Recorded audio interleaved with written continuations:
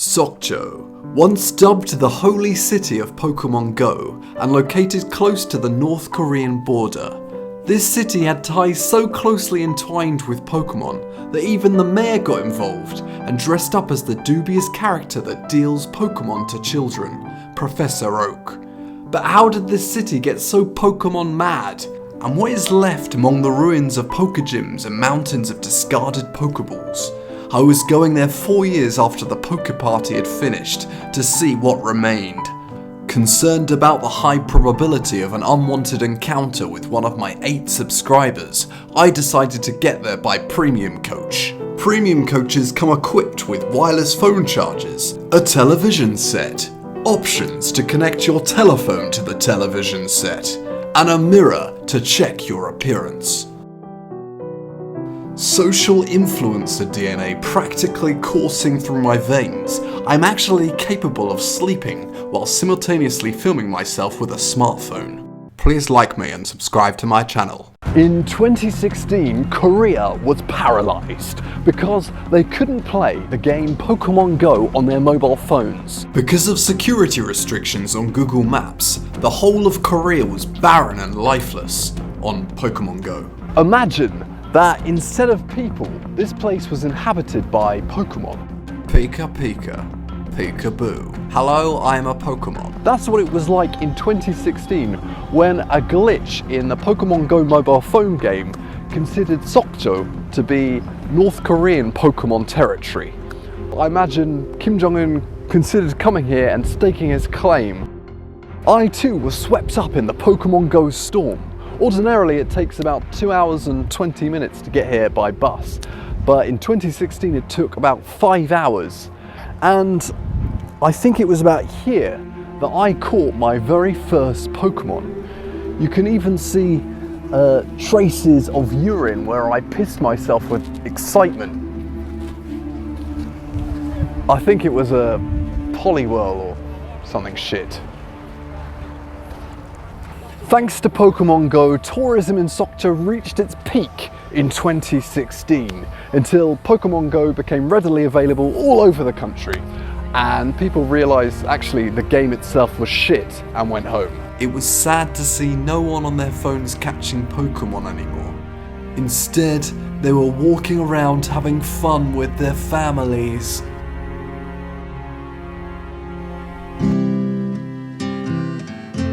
Korean fish markets are just like aquariums, but instead of getting prodded by an annoying child in the touchy-feely pool, these fish would end up like this. Dead. This is barbecue fish, and as you can see there's an array of fish here. There's mackerel, there's squid, and there's something called a toothfish. I'm not really a fish fan, but I have to say that this fish is bloody good. Just like with other Korean food, you get lots of side dishes called banchan. If I could import one kind of fish back to the UK, it'd be toothfish. But I think you'd have to call it something different, like lovely fish.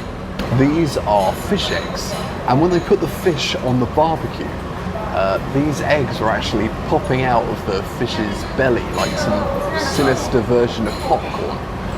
I really don't think it was worth the sacrifice of the eggs. It's not bad, it just doesn't really taste of much. When you have a tiny bit of gum left that's stuck to the packet, it kind of tastes a bit like that. It's quite salty. And I too was feeling quite salty. To remove the excess salt from my system, it was time for a walk. This state-of-the-art tech analyzes your health. If you look at the first one here, this is skinny, this is slim, this is ordinary, this is chubby, this is fat, and this is, if you're like this, then there's a problem. This one is, am I from Earth? So I'm gonna see how healthy I am. I passed the first 4 with relative ease, but when it came to the normal test, it seemed the health gauge suffered a huge malfunction.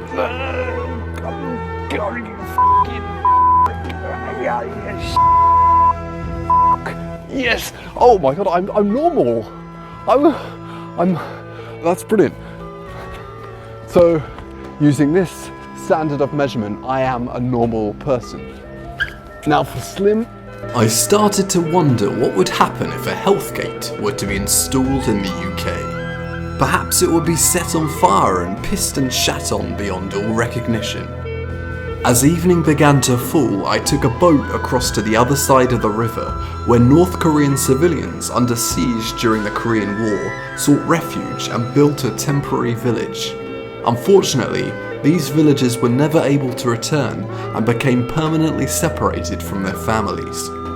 I too felt a bit mugged off when I realised I'd been shafted for 500 won when there were 2 bridges available and I could have got there for free.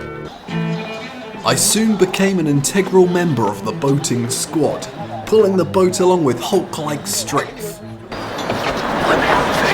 Although the captain didn't state it, probably out of fear of a mutiny, it was apparent that if it weren't for my natural flair for boating, the ship would have sunk and we all would have drowned.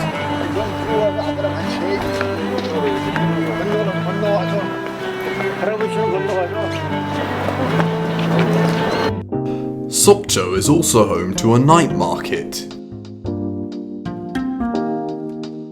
A natural question which might arise from looking at a statue of an ox as detailed as this is, does this ox have balls? And the answer is yes, it has very big balls. With balls lingering on my mind until morning, it was time for a hike up one of the most famous mountains in Korea. I'm going up Soraksan, which is the 3rd highest mountain in Korea. So it's kind of continuing along the theme of the 3rd best. It might seem dangerous to vlog whilst walking up a mountain, but I'm one of the few who put their lives on the line in the name of YouTube and people liking me on the internet. It was a treacherous journey that tested my mental and physical endurance.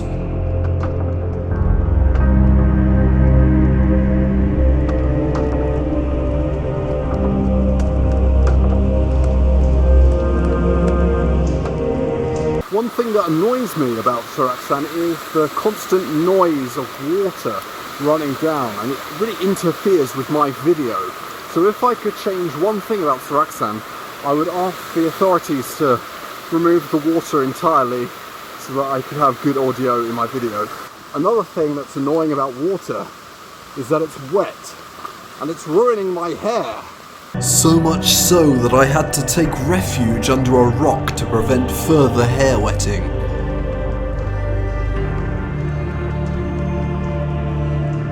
At the top of one of the trails is a small cave where a Buddhist monk lives.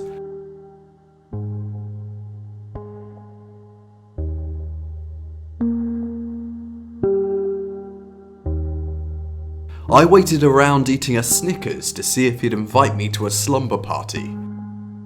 The invitation never came. Before returning to Seoul, I followed the staircase of autographs, thinking I would end up at an exclusive party with Korea's hottest celebrities, but it led me to some raw fish with an interesting twist. The amazing thing about this restaurant is that you're waited on by robots. There are human waiters as well, but we asked exclusively to be waited on by robots. You've got a 50% chance of the robot coming or the waiter coming. Fortunately, the robot came for us, which was pretty great.